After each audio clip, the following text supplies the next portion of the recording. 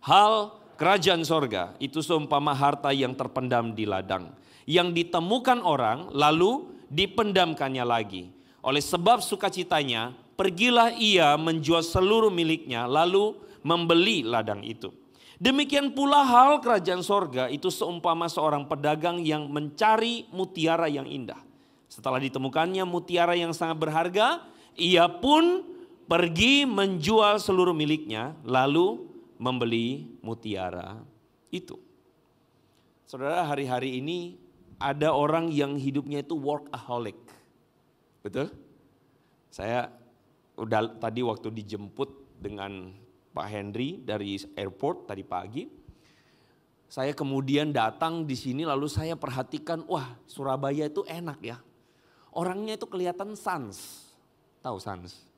Santai, santuy gitu loh. Nggak ngerti, slow.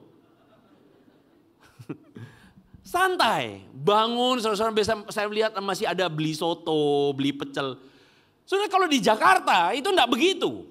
Di Jakarta pagi-pagi semua orang udah wah gitu ya, udah rame. Telat 5 menit macet. Di Jakarta hidup itu stressful. Kenapa? Karena semua orang berpacu.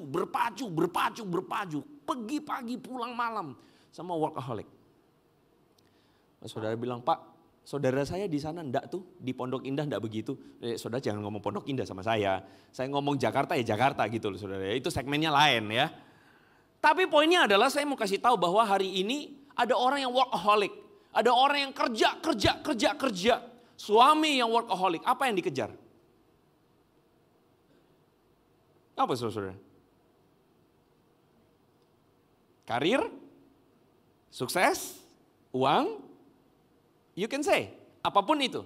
Tetapi poinnya adalah karena mengejar itu, apa yang dikorbankan? Waktu? Betul? Apalagi?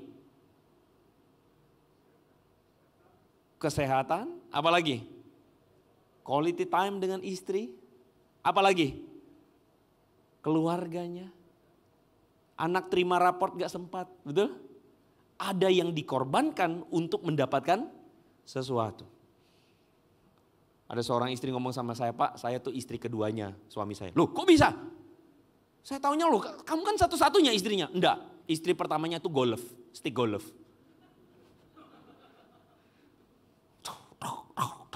Saya istri keduanya, Pak. Karena hobi, orang bisa menjadikannya paling penting sehingga mengorbankan banyak hal. Ada ibu-ibu yang rela mati-matian sempetin pergi ke klinik kecantikan. Betul? Apa yang dikejar? Cantik supaya tampil prima, kan begitu kan ya?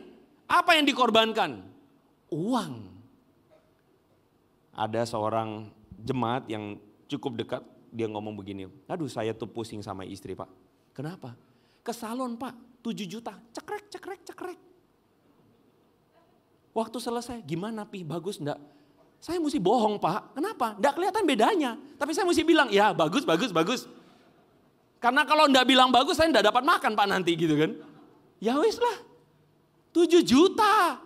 Saya Pak paling mentok, potong rambut 700.000. Tapi kelihatan, bener gak suami-suami? Amin para suami. Saya suarakan suara hati kalian ya. Ibu-ibu dengarlah suara hati suamimu itu ya. Bercanda.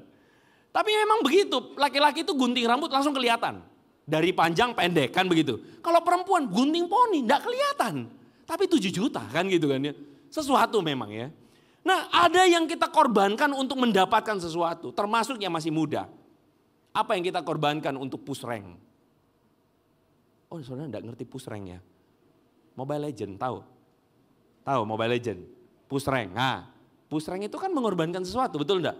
Apa yang kita korbankan? Waktu kita, apalagi PR kita, ya kan? Apalagi kerjaan. Demi, termasuk di gereja demi push rank korbankan firman Tuhan. Amin. Coba lihat samping kiri kanan ada yang push rank enggak? Enggak ada kan? Puji Tuhan. Di sini memang enggak begitu. Di sini semua giat mendengarkan firman. Puji Tuhan. Saudara-saudara, kita ada dalam dunia di mana semua orang sedang mengejar sesuatu yang berharga. Jujur.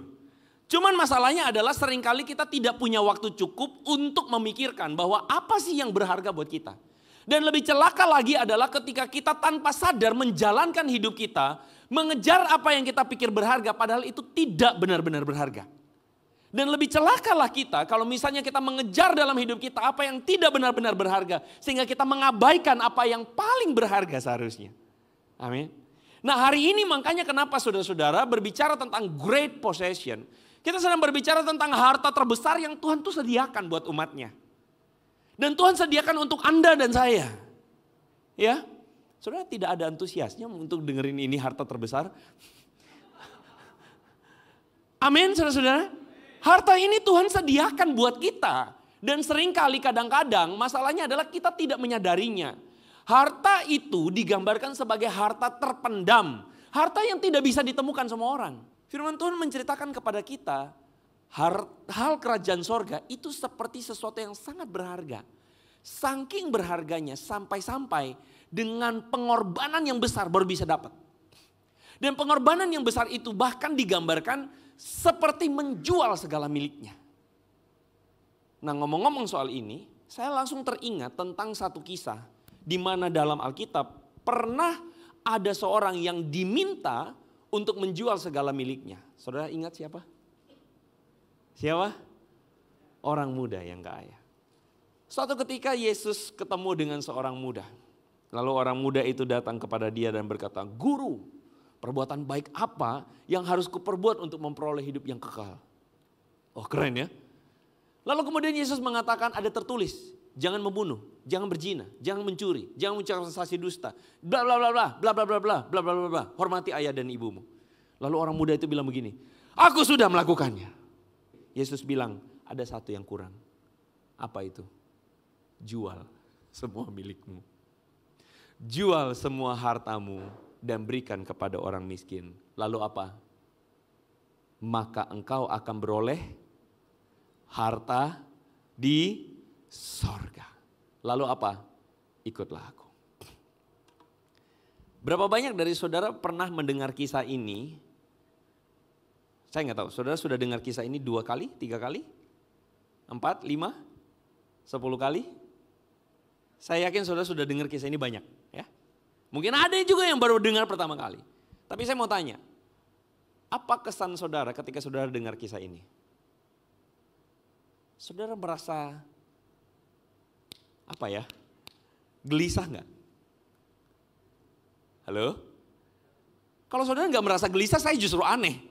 Baca doang, oh ya udah tinggalin ya udah. Itu aneh. Saudara baca firman itu kan supaya kita benar-benar berpikir, loh apa nih yang Tuhan mau kasih tahu sama kita kan? Dan kali ini Tuhan kasih tahu sama kita bahwa barang siapa mau mendapatkan harta di sorga, yang kemudian orang muda itu bilang hidup yang kekal, apa yang mesti dilakukan? Jual semuanya. Saudara menjual segala sesuatu itu tuh challenging banget. Bisakah kita mendapatkan harta di sorga dengan menjual segala sesuatu? Berarti apakah Tuhan minta kita untuk menjual harta kita supaya jadi orang Kristen yang benar? Apakah begitu? Semua kita nanti pulang jual aset, jual harta kita, lalu kemudian apa? Bagi ke semua orang, lalu kemudian datang ke sini melayani Tuhan. Apa begitu? Bukan itu. Makanya saya kasih tahu kepada saudara berita baiknya, bukan itu. Saudara kenapa begitu? Kita mesti mengerti pengajaran Yesus itu dari konteksnya. Jadi Yesus itu sering sekali mengajar dalam perumpamaan. Sering kali Yesus menggunakan bahasa hiperbolik. Misalnya Yesus bilang begini, apabila tanganmu menyesatkan engkau, apa yang Yesus bilang? Potong. Lebih baik kamu masuk ke dalam kerajaan sorga dengan tangan buntung. Oke? Nah sekarang saya tanya, kalau firman Tuhan itu benar-benar dilakukan, berapa banyak di antara kita mesti potong tangan? Tangan yang korup mungkin, tangan yang mencuri, tangan yang mungkin maaf ya, pukul pasangan kita mungkin. Berapa banyak di antara kita mesti potong tangan? Semua kita buntung tangannya. Yesus bilang, kalau matamu menyesatkan engkau, cungkillah itu. Lebih baik kamu masuk kerajaan sorga dengan bermata satu. Kalau ini firman benar-benar dilakukan, kita semua udah cungkil mata dua-duanya, betul nggak? Jadi Yesus itu mengajarkan sesuatu itu dalam bahasa hiperbolik. Yang kita mengerti bahwa maksud dari perkataan Yesus bukan berarti harus potong mata, potong tangan, cungkil. Bukan itu kan. Tapi arti perkataan Yesus itu adalah seperti lagu sekolah minggu. Hati-hati gunakan tanganmu, ya kan? Hati-hati gunakan matamu. Apa maksudnya? Karena Tuhan itu meminta kita untuk berhati-hati dengan segala sikap kita, tindakan kita, supaya jangan sampai melukai hati Tuhan. Amin. Nah, itu intinya. Saudara-saudara, sama halnya dengan berita firman Tuhan di dalam bagian ini. Tuhan bukan meminta kita untuk menjual harta semuanya, bukan itu. Bukan Tuhan minta kita untuk jual jadi miskin semua, bukan. Tapi masalahnya itu bukan terletak pada hartanya. Masalah orang muda ini bukan terletak karena hartanya banyak. Ingat baik-baik. Firman Tuhan menceritakan orang muda itu ketika dengar itu, apa yang terjadi? Maka dia meninggalkan Yesus. Sebab bukan karena uangnya banyak. Bukan salah uangnya maksudnya. Tetapi salahnya di mananya? Di sininya. Ingat ya, orang muda itu datang sama Yesus. Cari apa? Guru, apa yang mesti kulakukan untuk memperoleh hidup yang kekal? Yesus bilang gini. Sudah, apalagi ayo. Yesus bilang ada satu lagi. Apa itu? Jual hartamu. Aduh, gak jadi deh. Mundur teratur langsung ghosting. Kok gak banyak yang relate? Langsung ghosting, hilang, mundur. Nggak jadi deh Tuhan, nggak jadi. Kenapa? Sorry, karena hartaku penting buat aku. Amin.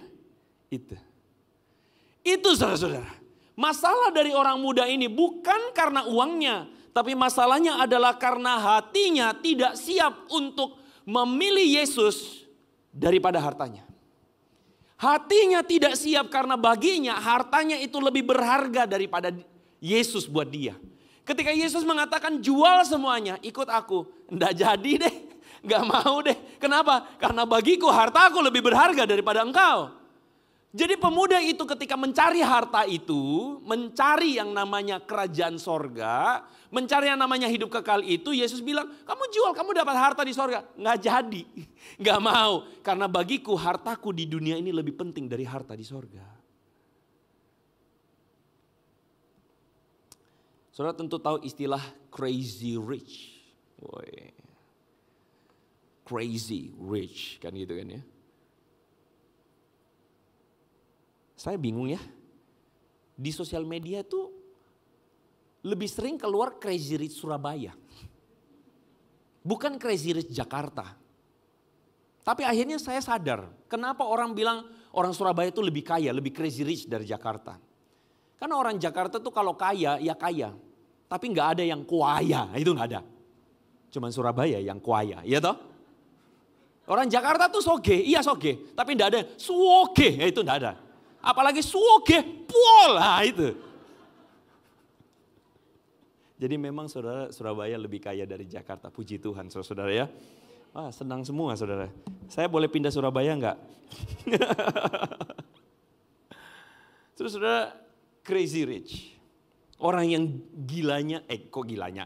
Salah tuh kan, kayanya gila banget, gitu ya. Kayanya kebangetan gitu. Saudara siapa yang tidak ingin jadi seperti crazy rich? Punya mobil mewah, punya semuanya, kayaknya impian, betul? Jemaat di gereja ini pada gak mau ya. Saya mau loh. Ya mau kan? Iya dong. Tidak ada yang salah dengan menjadi kaya. Perhatikan itu baik-baik. Tidak ada yang salah dengan menjadi kaya. Tapi masalahnya adalah kalau kekayaan itu jadi segalanya buat kita. Itu masalah. Saudara-saudara, crazy rich ini adalah orang-orang yang seringkali, istilah yang seringkali digambarkan untuk jadi semacam impian, utopia. Saya mau jadi crazy rich. Semua orang ingin jadi crazy rich. Why? Karena kita berpikir bahwa dengan kita menjadi kaya, maka kita mendapatkan jaminan. Betul? Kita mendapatkan apa yang namanya kebahagiaan. Uang bisa beli kebahagiaan nggak? Bisa nggak? Oh, ada yang bilang bisa, ada yang bilang nggak bisa. Uang bisa beli kebahagiaan nggak? Pak, kalau mau rohani sih, jawaban rohani sih nggak bisa. Tapi kalau mau jawaban realistis sih bisa. Nah ini yang suka saya bahas di YouTube saya. Nah gitu loh. Karena seringkali kita nggak bisa membedah itu secara layer. Kita bingung. Kenapa? Begini loh saudara, saya jelasin. Bagi saya, uang itu tidak membeli kebahagiaan. Tapi uang itu membeli hiburan. Setuju? Iya, semua hiburan tuh beli pakai uang. Nggak ada hiburan tuh doa minta sama Tuhan terus tiba-tiba jatuh dari langit. Itu enggak. Kita beli pakai uang. Beli tiket ke Eropa pakai uang. Beli tas mahal pakai uang. Beli mobil mewah pakai uang. Kita beli fasilitas itu pakai uang. Uang membeli hiburan, sesuatu yang menghibur kita. Betul? Tapi menurut saya kebahagiaan itu tidak sama dengan hiburan. Saudara-saudara, dunia di luar sana menyamakan kebahagiaan sebagai hiburan. Kalau saya dapat hiburan, saya bahagia. Kalau saya nggak dapat hiburan, saya tidak bahagia. Betul nggak, saudara-saudara? Itu dunia. Tapi orang Kristen tahu betul bahwa apa? Bahwa hiburan itu tidak memberikan kamu kebahagiaan terus menerus. Hiburan itu cuma sementara sifatnya. Betul? Ibu-ibu sudah menyaksikan bukan? Bahwa mobil yang dibeli oleh suamimu itu disayang.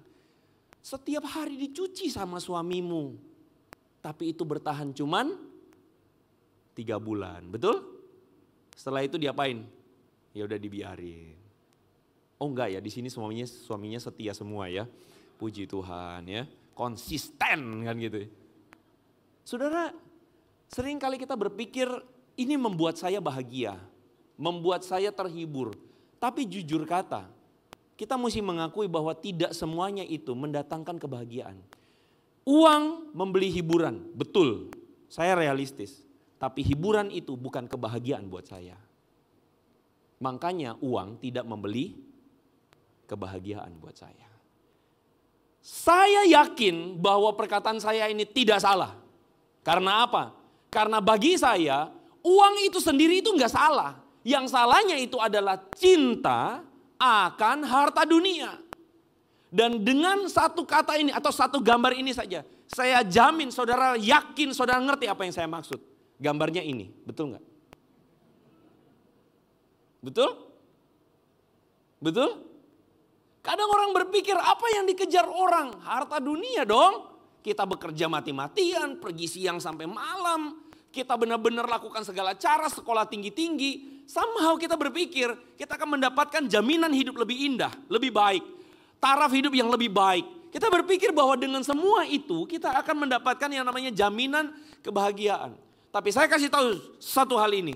Justru gambar ini membuktikan kepada kita bahwa yang namanya harta duniawi itu justru bisa menjerumuskan seseorang.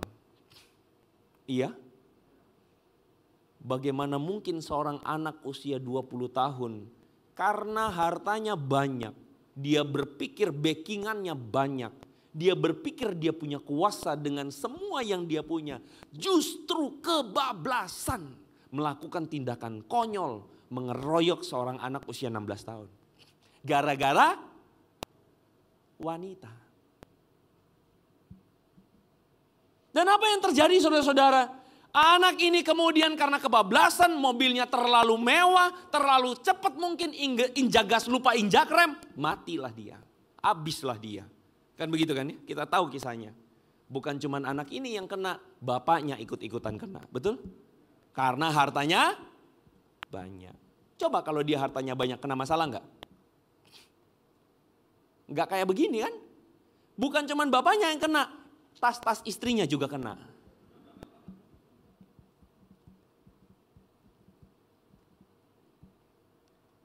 Saya mau sekadar sesederhana menunjukkan kepada saudara bahwa hartamu itu seharusnya bukan harta duniawi. Karena harta duniawi itu tidak menjamin apa-apa. Uang itu gak salah. Yang salah apanya? Hati kita. Itulah sebabnya kenapa seorang C.S. Lewis mengatakan begini. Dia mengeluarkan, saya ambil quotes-nya. Dia bilang begini, we are half-hearted creatures.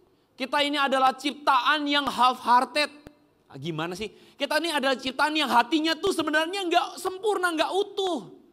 Kita tuh dibodohin. Kita bermain-main dan dibodohin dengan apa? Dengan minum-minum, dengan seks, dengan ambisi. Yang kita pikir itu akan memberikan infinite joy. Kita pikir itu akan memberikan kebahagiaan seterus-menerus. Kita pikir kita bisa happy kalau jalan-jalan. Kita pikir kita bisa happy kalau bisa beli barang mewah. Kita pikir kita bisa happy kalau dianggap orang, dihormati. Kita pikir kita bisa happy dengan semua itu.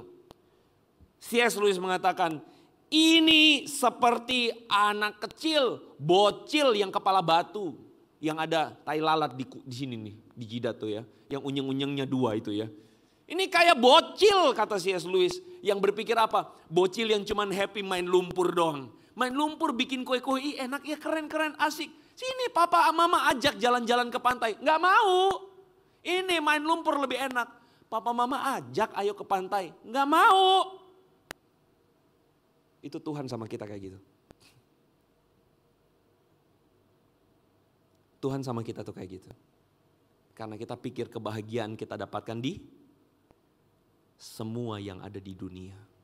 Kita pikir kebahagiaan itu kita dapat dengan apa yang dunia kasih. C.S. Lewis kasih satu kata yang sangat menurut saya nemplak banget. We are far too easily pleased. Kita sangat mudah banget disenangkan dengan hal-hal yang ada di dunia ini. John Piper menuliskan, our desire is too cheap.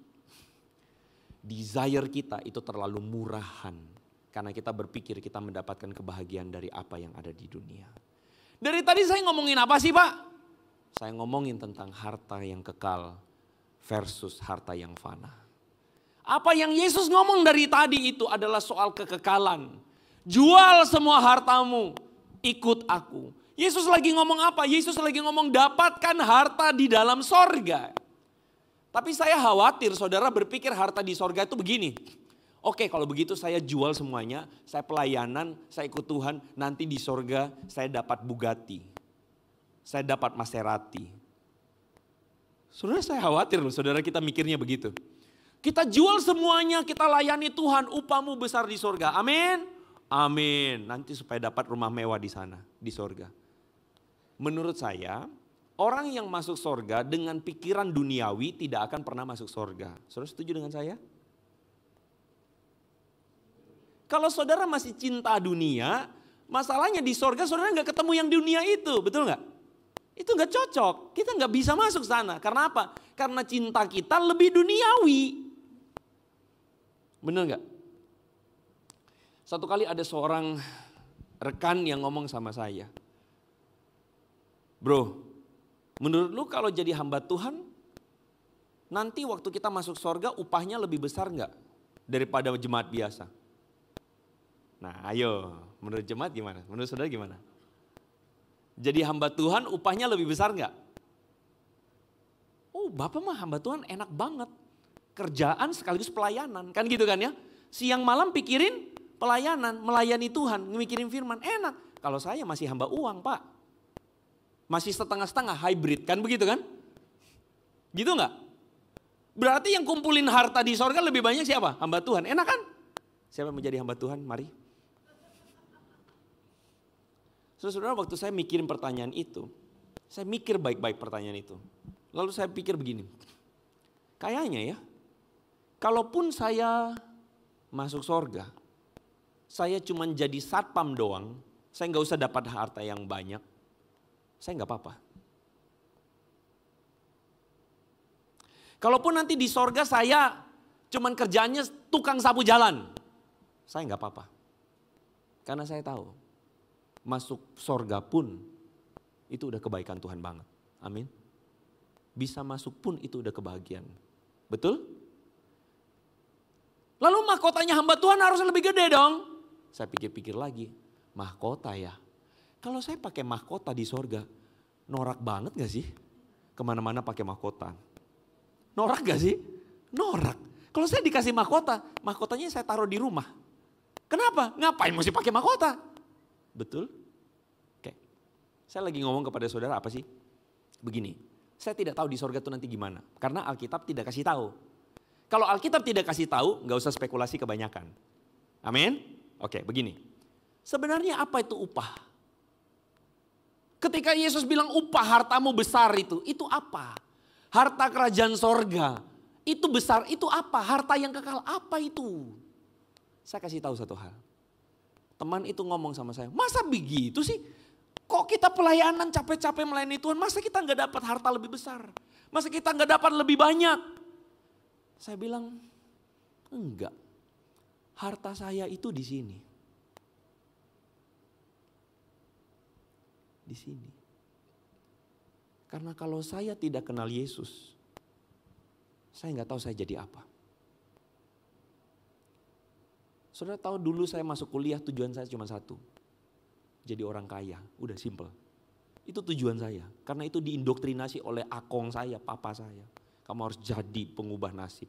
Kamu harus kaya, kamu harus kaya, kamu harus kaya. Tujuan saya apa? Kaya, titik. Nggak ada embel-embel bla bla bla, nggak ada. Kaya. Kaya, muda, terkenal, ganteng. Jujur, ganteng nggak? Bercanda. Saya merasa bahwa kalau saya tidak kenal Yesus, jangan-jangan saya akan tidurin anak orang sana sini. Kalau saya tidak kenal Yesus, saya akan jadi orang belagunya minta ampun. Metesek minta ampun. Saudara tahu metesek? Itu bahasa Yunani itu. Apalagi itu istilah, bahasa Surabaya itu sangat istilah luar biasa itu. Bahasa sorga itu saudara. Metesek, gilani, apa tuh? Macam-macam lah ya. Cuaci, nah itu ya.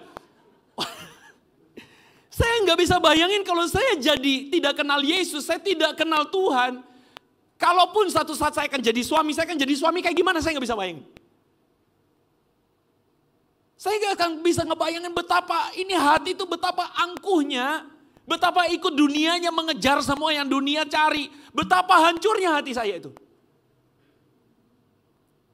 Orang mungkin akan mengenal Andre sebagai Andre yang semoga kaya, begitu.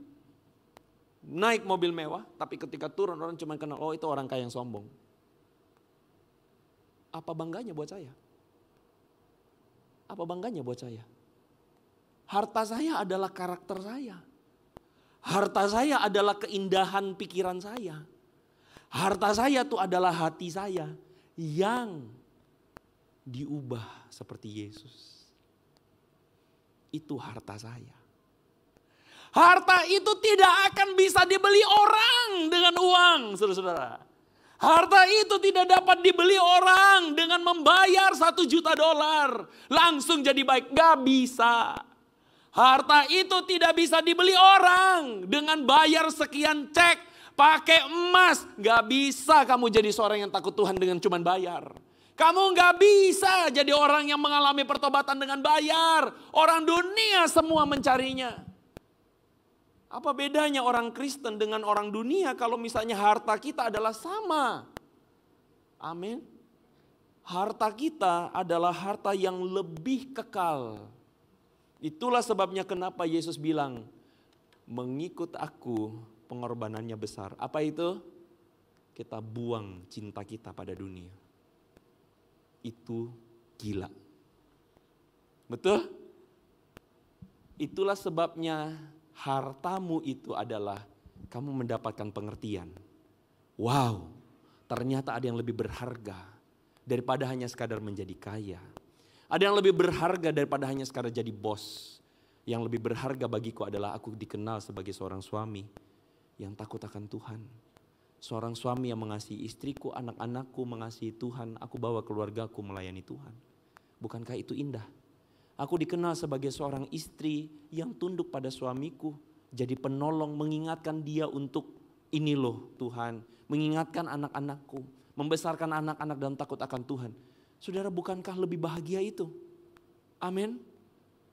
Tapi kadang-kala saya menemukan ada orang Kristen gak pede. Gak pede dengan apa yang kekal yang Tuhan kasih di dalam hati kita. Orang Kristen malah ikut-ikutan dunia. Orang Kristen malah ikut-ikutan dunia lagi cari yang lain. Aneh. Padahal Yesus panggil kita untuk apa? Barang siapa mau mengikut aku, dia harus menyangkal dirinya, memikul salib dan mengikut.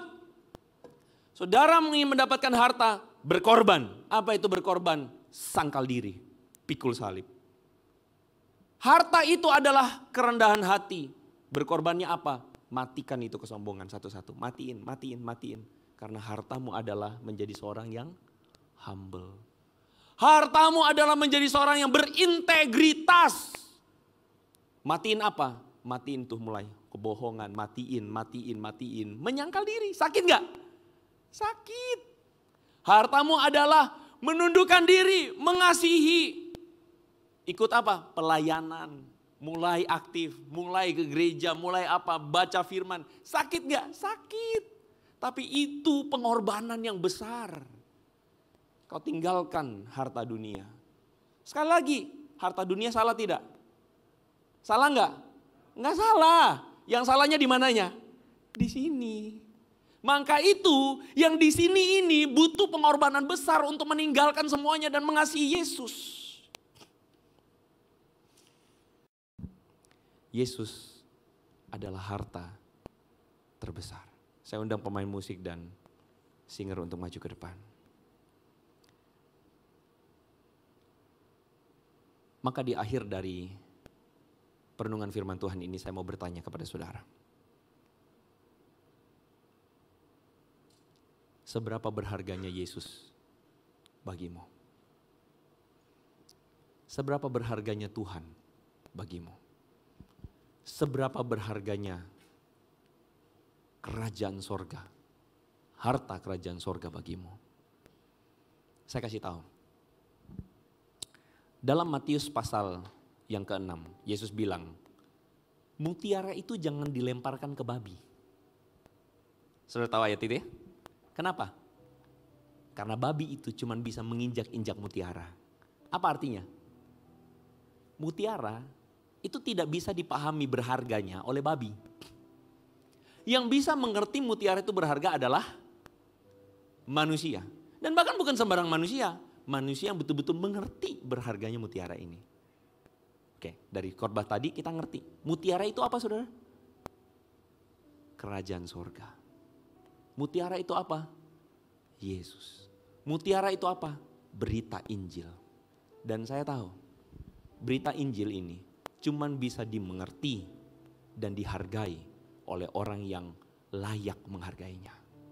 Tapi bagi orang yang tidak bisa menghargainya, dia tidak akan pernah menghargai Injil ini. Maka saya kasih pilihan kepada saudara. Maukah engkau menghargai harta ini? Mari kita tundukkan kepala di hadapan Tuhan. Dan semua firman yang telah engkau dengarkan, dari semua yang telah kita dengarkan, apakah Tuhan berbicara padamu, menegur engkau? Apakah Tuhan berbicara supaya kita bertobat dari hati kita yang selama ini mengejar hal-hal yang dunia, sementara, fana. Tapi kita lupa mengejar yang paling penting. Tuhan, kami ingin menghargai Engkau. Kami ingin menjadikan Engkau harta terbesar dalam hidup kami. Tuhan, kami ingin menjadikan Engkau yang paling utama dalam hidup kami. Karya terbesar dalam hidupku, pengorbananmu yang selamatkanku. Engkaulah harta yang tak ternilai, yang ku miliki dan ku hargai. Yesus, Engkau ku kagumi. Karya terbesar dalam hidupku, pengorbananmu yang selamatkanku.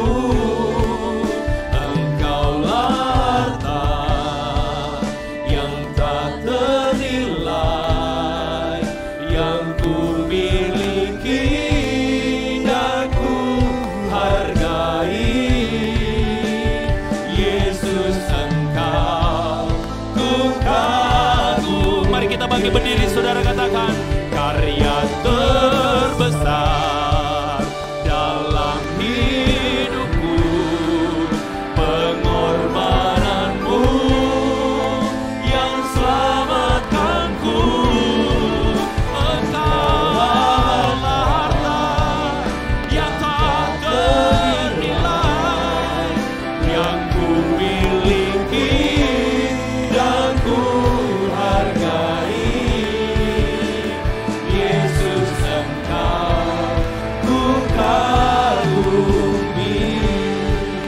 Karya terbesar dalam hidupku, pengorbananmu yang selamatkanku. Engkaulah harta yang tak ternilai, yang ku miliki dan ku hargai. Yesus, Engkau ku kagumi.